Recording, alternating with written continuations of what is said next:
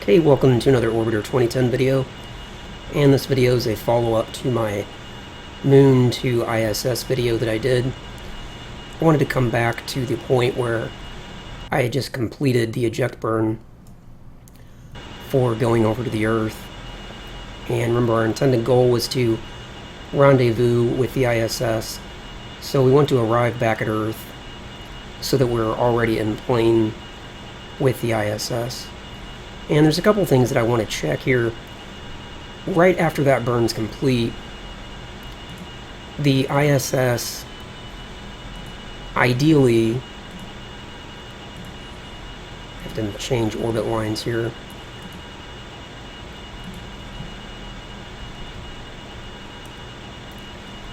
The ISS should ideally be at a place, actually I should say the Moon should be crossing the plane of the ISS as soon as that burn is taking place. So if we did it just right, then the Moon should technically be just a little bit past the ISS's orbital plane. And you can see that's not the case. Now this isn't a big deal, but I do want to explain it. If we zoom way in here, if we go all the way to 128, we can see that the Moon's still back here quite a bit. So we did our burn a little too early. What I did when I fast forwarded time and started setting up, this journey for going back to the Earth, basically I just didn't fast forward time quite enough. The Moon is still about 2.5 hours away from crossing this point, so I just needed some more time warp.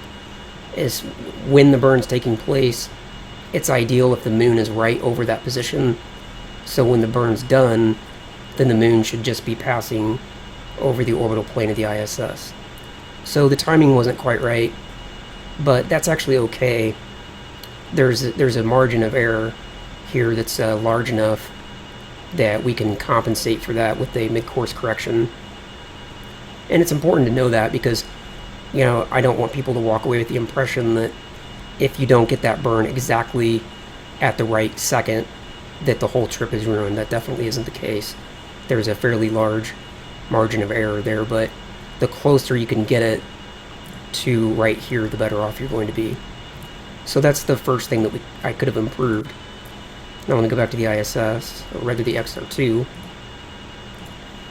and let's warp time forward until the Moon's, actually until the Earth is the dominating gravitational influence. So what I'll actually do here is I'll reference the Earth.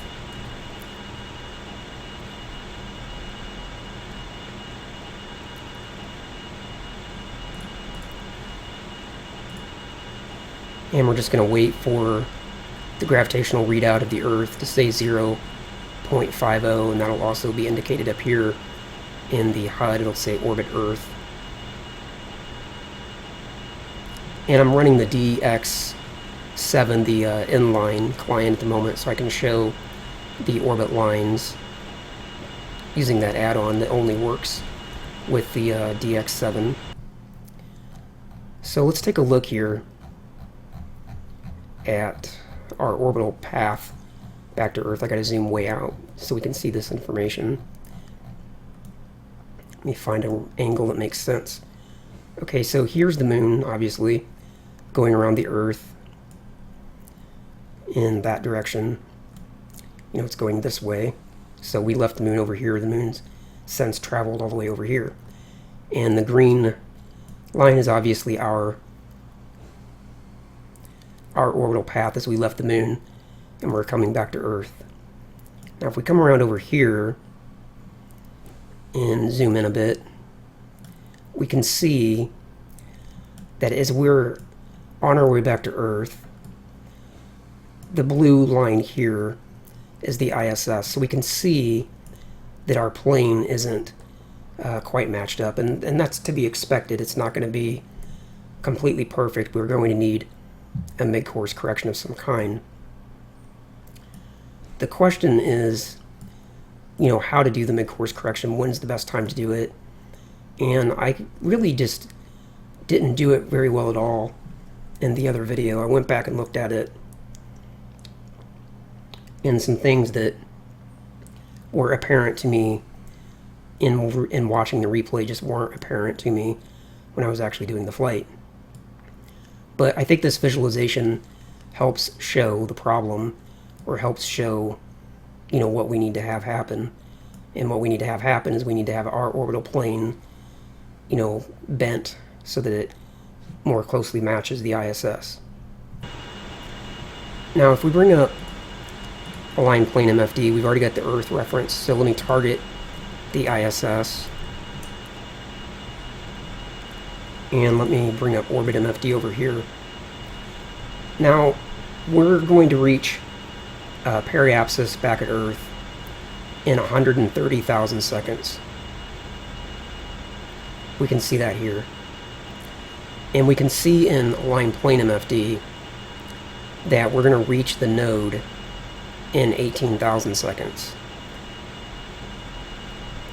So we've got a bit of thinking to do in order to get the very best timing on this burn. Since we're going to reach the descending node quite a bit before we're going to get to periapsis, then the best time to do the burn is probably at the descending node, to go ahead and fast forward time all the way till you get to the descending node. Whereas when I did it in the video, I did the first mid-course correction as I was pulling away from the moon, when the time to the node was still 200,000 or something like that. And I realized that I wasn't close to the node, but I still thought that I could do some correction at that point and that it would have a good outcome overall. But my thinking was just flawed. That's all there is to it. So let me just go ahead and show, if we just go ahead and fast forward time all the way over to the descending node, we're going to have a fairly small burn to do. And this is why thinking about the timing becomes important, because remember, the slower we are, the less costly it is to do the burn. So by doing the burn when I did it, it didn't cost as much fuel, but the problem was, since I wasn't actually all the way up to the node, I bent my orbital plane such that the next time I would be at a node would be after I reached periapsis at Earth. You remember I had to wait. Remember I had to go all the way down into the atmosphere to do that bit of correction. So what I really should have done, if I wanted to do it the way I did, was probably to burn in the wrong direction and bring the node closer to my position. But this might actually be the very best overall.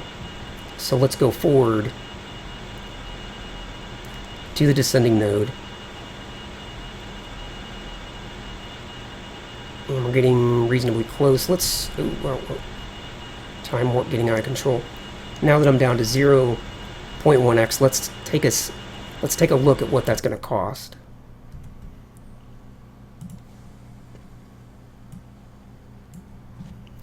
So we'll do our calculation, 15.86 divided by 2, press the send button, times 2, times orbital velocity, 1201. So this is going to cost us 331.40 worth of delta V.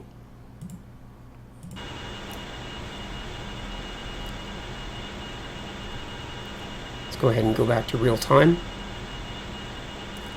And as we're coming up to the descending node, let's get the vessel into position. We'll go orbit plus.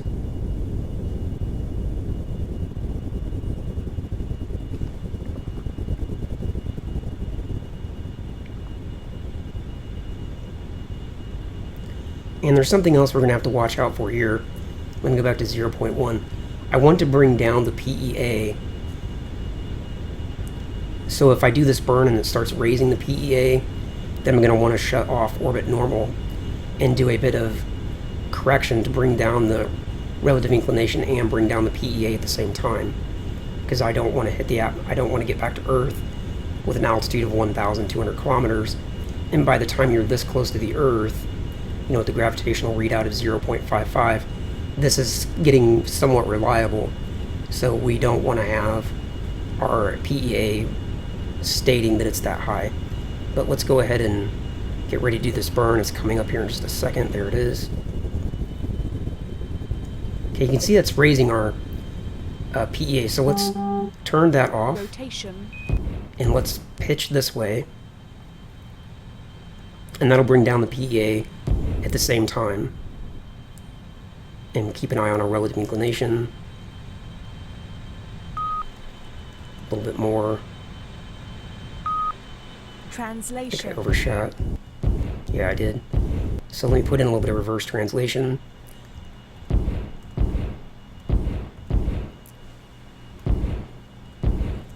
And there we are, down to 0.00. And if we take a look at our orbit lines, we should be matched up really well, yeah. Now you can see we're coming around and we're basically right in line with the ISS now. But unfortunately, it won't hold perfectly because there's still just a little bit of difference there. And that difference is going to be enough that by the time we warp time all the way forward to the Earth, it's going to have us off by half a degree or maybe even a little bit more than that. But it'll be a lot better than the 7 degrees that I was off before. But let's address our PEA as well. So let's go prograde, and I'm not going to worry about doing efficient stuff at this point because I'm just doing a follow-up video. So let's just use the prograde autopilot to go prograde. And now we're going to do a bit of an inward burn to bring down that PEA. And then once we've done that, we'll warp time forward to get over to the Earth just to see how much our relative inclination changes by the time we get over there. Boy, I really do not like this DX7 inline client. It's so laggy. My frames per second must be... Yeah, look at that. That's terrible.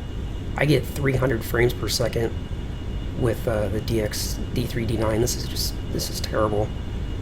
It's so laggy. Rotation.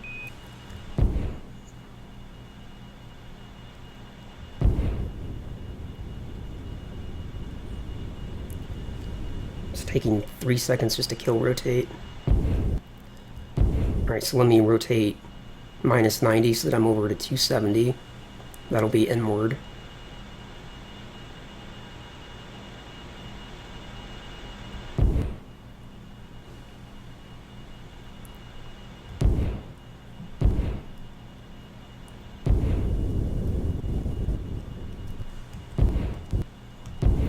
And as I'm doing this, I want to make sure that my, whatever this is, the line is right directly dead center on the cross line here, because if I'm up or down by even a little bit, then I'm technically doing a bit of a plane change. So I want to make sure that this is just dead spot on center.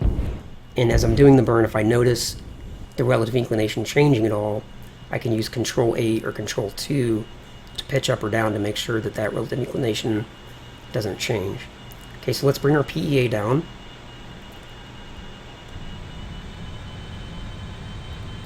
And I'm just doing 1 click of main engine, maybe 2 clicks.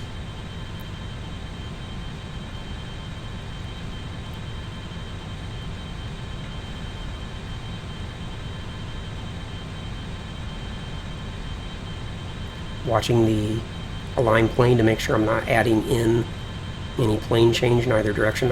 Technically I can see I am. See, that went from 0.02 to 0.03, so I might want to press Control 8. Now I'm actually going to kill the engine there. So Control 8 now to bring myself down just below the line a little bit. And now I'm going to do a little bit of translation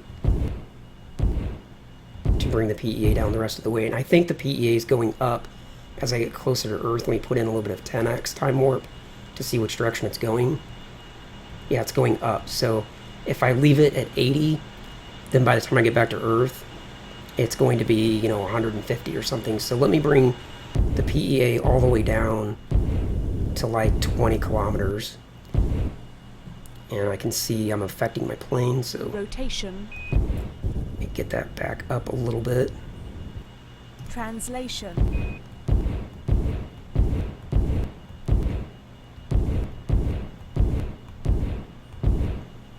Okay, let's just go with that for now. Rotation. Let's kill rotate, and let's go forward. To close the distance over to Earth, you can see our PEA going up, and you can see our relative inclination getting a little bit out.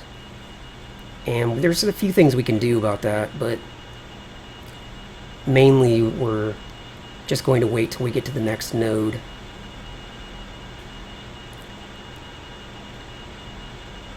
But again, if our relative inclination by the time we get back to Earth is, 0.50 or something, that's okay. Go forward a little faster. And it looks like I may have brought the PEA down a bit too much, so let me do this. Translation. Rotation. So instead of 20 kilometers, I probably just wanted like 60, because it doesn't look like it's climbing as much as I thought it would. So I'm really close to 270. So instead of rotating all the way around to 90 in the other direction, I'm just going to go back to 270.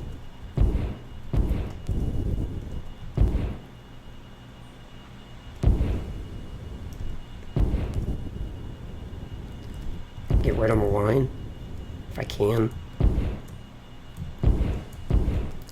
And we're going to translate in reverse. And that'll bring the PEA up. And I'm watching the relative inclination over there to make sure that it's... Rotation. To make sure that if it's changing for the good. Oh my gosh. This is so laggy. Translation. Okay, so we want the PEA to be about, maybe let's go with 68. Well, that'll be fine. So by the time we get back to Earth, it might be 71 or something. Rotation. Okay, we're 35,000 seconds away from periapsis. Let's get all the way down.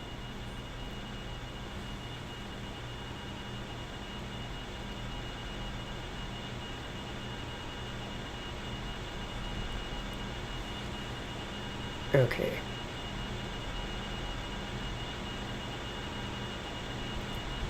And there we go. That's going to have to be good enough. I'm not going to be able to do any actual burning, and I didn't want to anyway. I just wanted to show, how to get back to Earth without having our relative inclination be so far out. But with my frames per second being so poor in this inline client, I'm not going to be able to do anything else. But if we take a look then finally at our actual arrival, according to orbit lines, you can see we're coming in here and we're very much in plane with the ISS, and we don't even need to correct that last little bit. We can actually rendezvous with the ISS by having our relative inclination that far out.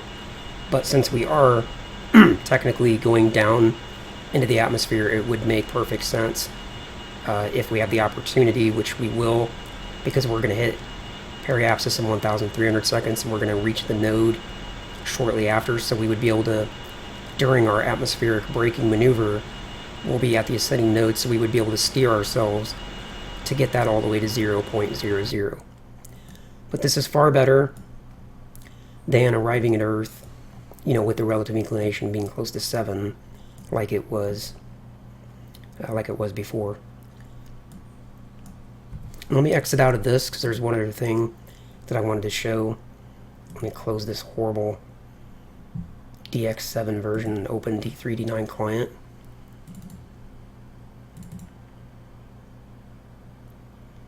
Moon to ISS and eject burn complete. Let me load this.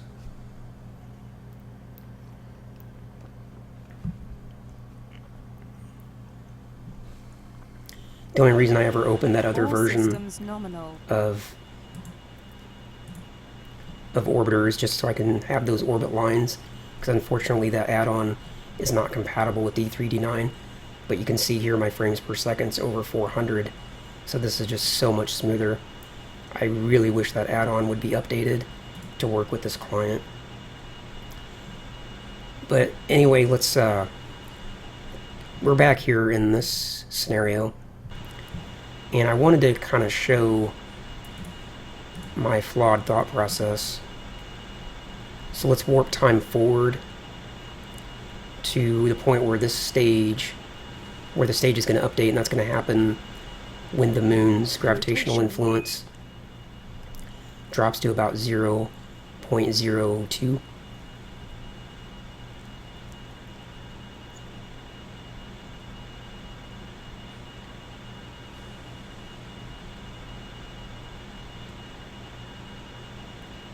In any moment now, there it is. So let's come back to real time. And this is when I did the mid-course correction before. And if we reference Earth, copy that information to the HUD, you can see our orbital velocity is very low. So, we do get a cheaper burn at this point. And if I bring up a line plane, reference Earth, target the moon, we can see we're 293,000 seconds away from the descending node at this point. So we're closer to the ascending node. And we're 293,000 seconds away from periapsis.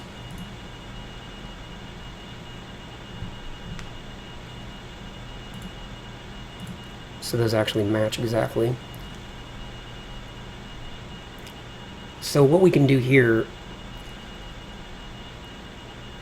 because our timing currently says that we're going to reach periapsis here in 293,000 seconds,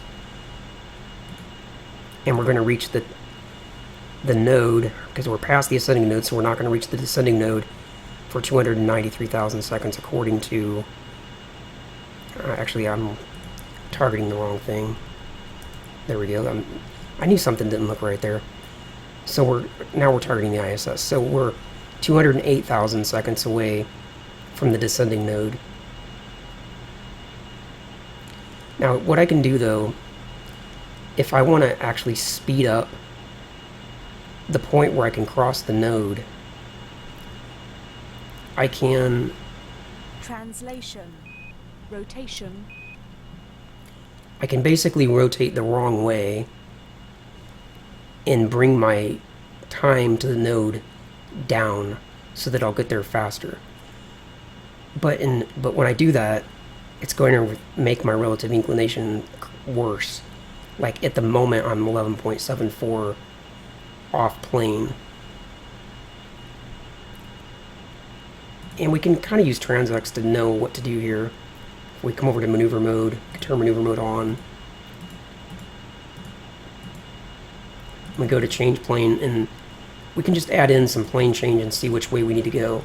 I can see as I'm adding plus, it's bringing that white line closer to the green. That's the green, of course, is my position.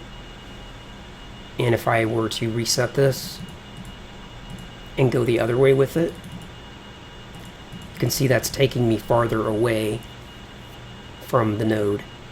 So this is actually correcting the how far off plane I am. Like when this is 90 degrees to that, then your plane is basically 0.00. So if I did a plane change right now of 41.93, that would bring my relative inclination down to 0.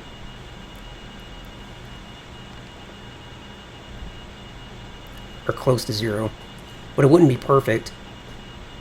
And by the time I got back to Earth, it would be really far off. So what's actually better in this case, let's reset this. And I don't even really need to do a maneuver. I can kind of just eyeball this, but I'm just kind of showing how this white line gives you an indicator as I, add in a little bit of plane change, I can see it swinging closer to my current position. But let's go to orbit anti-normal as compared to, how we are here at the Earth, or according to the orbit HUD. Translation. Rotation. And conveniently, it's right here.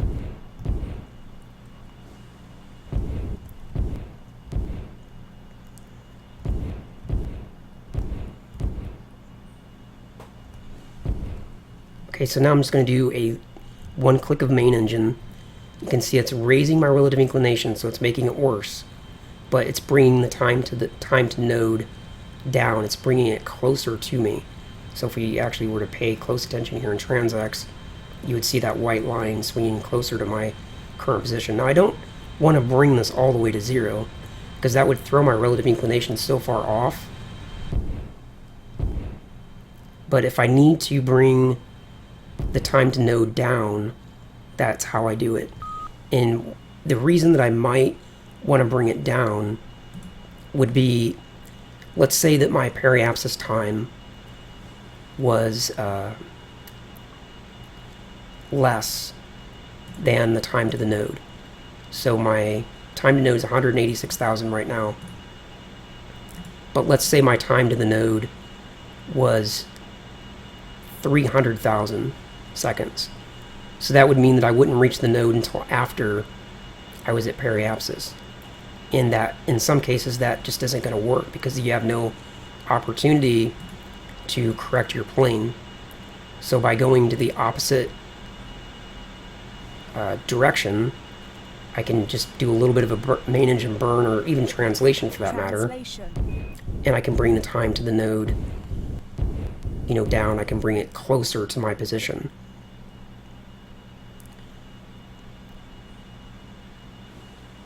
Okay, hopefully that makes sense. Now, the cost of doing that is that I'm further out of plane, so when I actually do get to the node, it's going to cost me a little bit more than it would have otherwise. But in some cases, you have no choice but to go ahead and do that because your time to periapsis is closer than your time to the node. Okay, so hopefully that makes sense. And that's really all I want to do explain there. So now if we just go forward to the node, which we'll have no problem this time since I'm running D3, D9 client.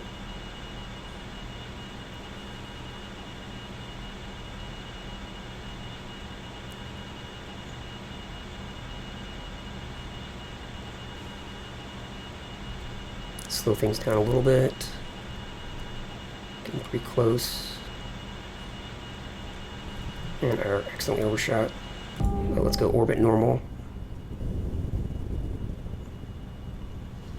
And we'll bring the relative inclination down anyway. Of course, I should bring orbit up on this side. Watch the PEA as before.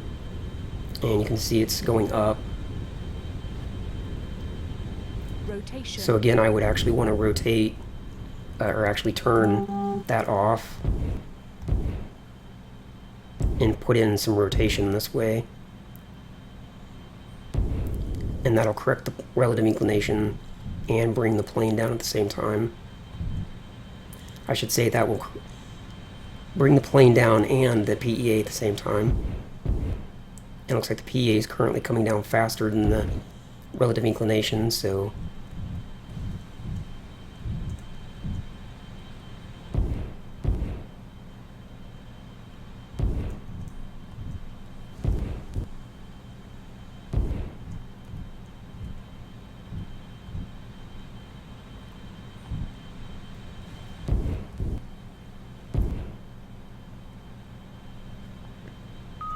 Translation. Rotation. and we'll go with that. And now we'll warp time forward, get over closer to where we can see what's happening with our PEA. It's continuing to go up. Let's get in a little closer. It's actually close enough. Again, I'm not going to be fuel efficient here just for the sake of time. So let's go prograde. and turn that off. Translation. Rotation. And let's Translation. just do a little bit of inward translating to bring the PEA down. And that should be good right there. Rotation. Now let's go forward to the Earth. See the PEA is coming up, which is fine. And we're a little bit further off this time because our burn wasn't quite as good as before, but that's okay. I just wanted to show the idea of bringing the node closer. You know, again, because if the node's past periapsis, then you won't have the chance to do your correction.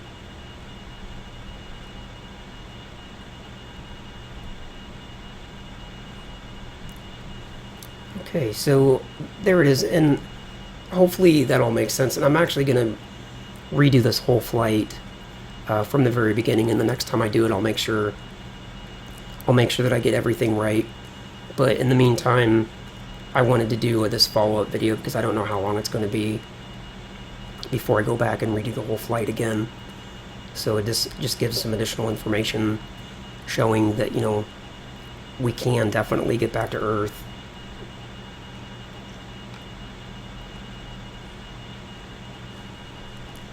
Without having, you know, our relative inclination be as far out as mine was.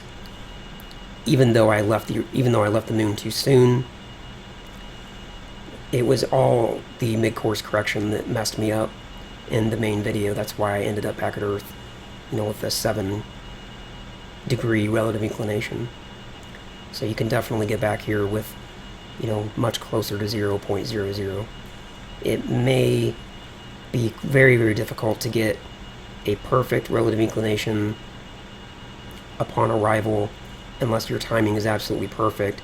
I don't know if you can actually do a mid-course correction that's so perfect that you can arrive back at Earth with the 0.00 relative inclination. I'm not sure, but in any case, it can be very low all the same.